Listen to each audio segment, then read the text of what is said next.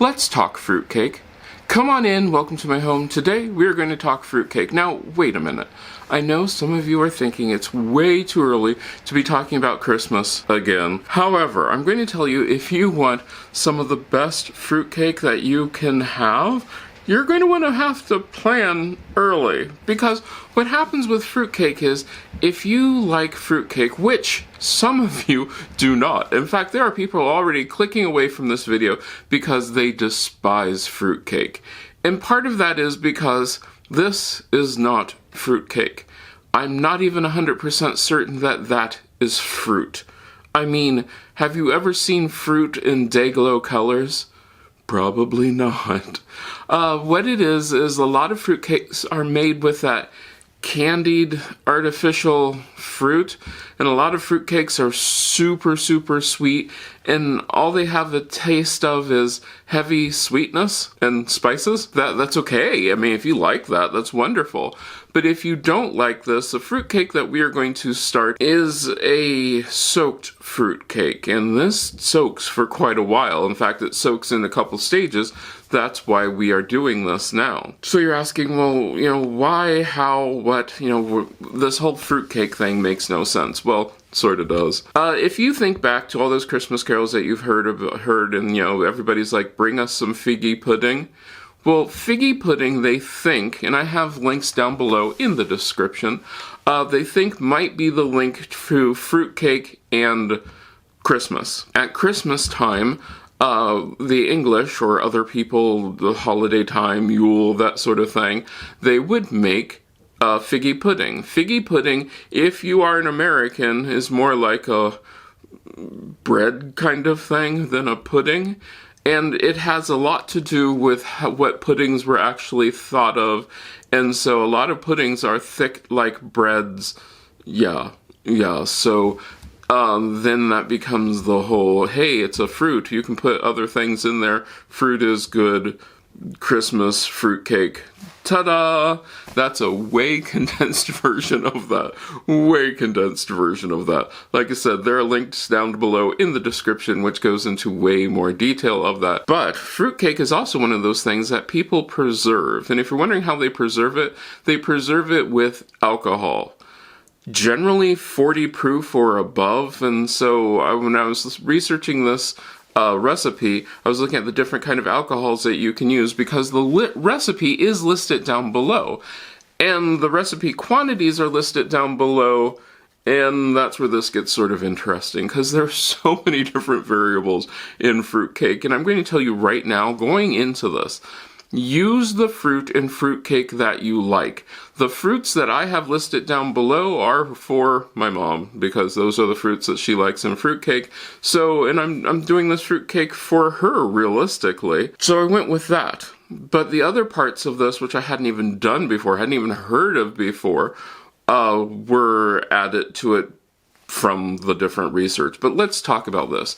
If you are going to use fruit in your fruitcake, and you can use, oddly enough, fresh fruit, because if you're using 40% alcohol, 40% alcohol will help preserve the fruit if it's fresh. I personally did not like the fresh fruit because I thought it didn't give the chance for the fruit to absorb the alcohol taste. I'm using rum in my fruitcake. You can use brandy. You can use Everclear, I've heard. I don't know why you would. You can use whatever alcohol you deem that you like the most. If you want even more complex flavors, you could use a spiced rum, a spiced alcohol, as long as it is 40% and doesn't have something added to it like dairy. Yeah, I don't think you could use like Bailey's or something like that, but that's beside the point.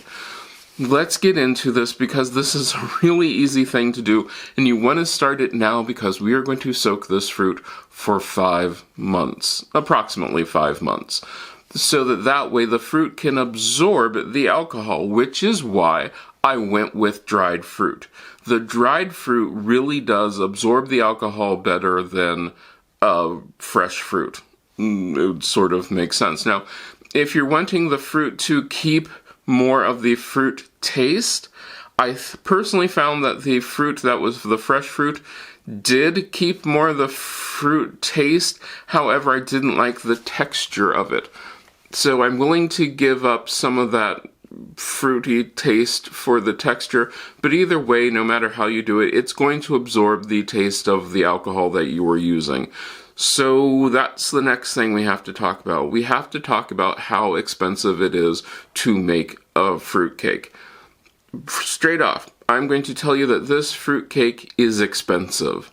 So far in this fruitcake, in alcohol alone, I have spent about $30. Now, to be fair, I'm making 2 full jars of the soaked fruit, so that is its own thing. You could get away with 1 bottle of alcohol. It's up to you. And the amount of alcohol that you're going to use will depend upon how much your fruit absorbs the alcohol. But let's get to the first step of it. The first step of it is to chop up everything.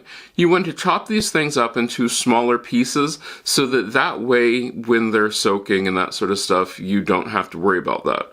And then we're going to add the fruit to our jar. As I've said, the mix of fruit and nuts is up to you. I'm using golden raisins, pineapple, walnuts, pecans, apricots, cherries, and then I put all of those into the jar.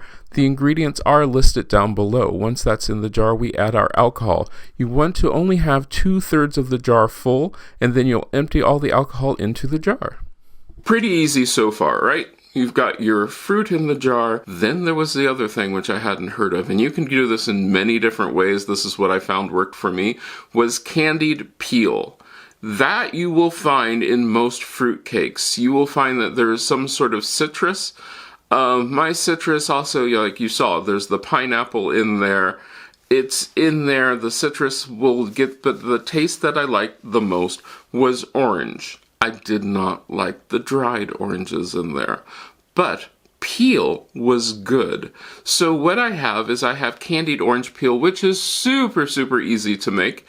You're going to zest the orange, just peel the orange zest off of it, and then chop that into thinner strips.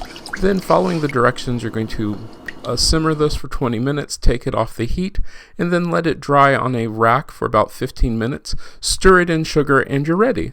Once your candied orange peel is made, then all you have to do is let it dry, and then I added about a tablespoon of candied orange peel to both jars. So for 1 jar, you're just going to add 1 tablespoon.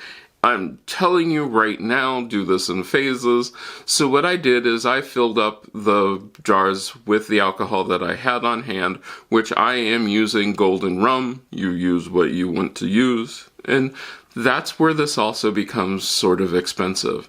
You want to use the best alcohol that you can find that you like and you can easily afford, because this thing is already ridiculously expensive and we haven't even started actually really making the batter or anything, and we won't for a while. So we put our fruit into the jar. Now we're going to add our alcohol, and our goal is to add as much alcohol as we can into the jar for the first phase. Now, as I said when I was doing this, you only want to fill that jar up to about 2/3 of the way up with fruit, then the rest with alcohol, because do you know what's going to happen? That fruit is going to absorb the alcohol in ways that you never thought possible. In fact, yesterday when I made this, I had all the alcohol in there. Then today, I had to go out and get more alcohol because I forgot about that. So yeah, there is a lot of alcohol in this, and I kept the extra so that way, as it absorbs the rum, I can then top it up.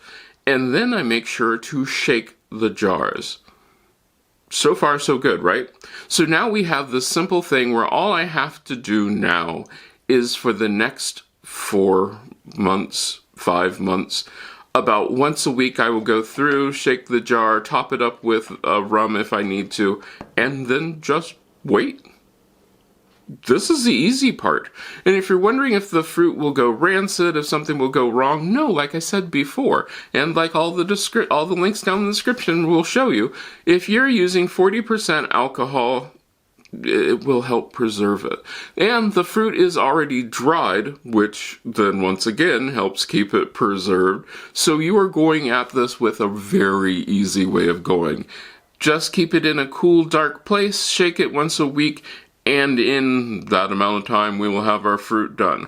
Like I said, this is the first step for the fruitcake. So let's get going. Let's do this. All we have to do now is the easy part. We just wait. I would love to hear if you are going to make this fruitcake along with me. Let me know down in the description. Also, let me know down in the comments. Also, let me know what changes you are going to make, because our fruitcake is done by weight. So however much batter we have is how much ever fruit we're going to add. I think the dogs outside are happy about that. So that way it's not reliant upon having too much or too little or knowing exact measurements. No, we'll measure this and it will come out with a very, very good fruit cake. Now, believe it or not, I want to thank these wonderful people who helped me get the idea to go and soak fruit in alcohol for 4 months. If you want to become part of the patron family or part of the channel members, go ahead and click the link to join that. We have discussions on things. They get the videos early, because this video is recorded way before you guys see it, and so they get a chance to do all these things and help me decide what comes up next and all those fun things. This is going to be a lot of fun, because we're also going to talk about what's happening on my vlog, which is a weekly vlog that the channel members and patrons see. We're going to talk about what's happening with the fruit as it happens and all those fun things.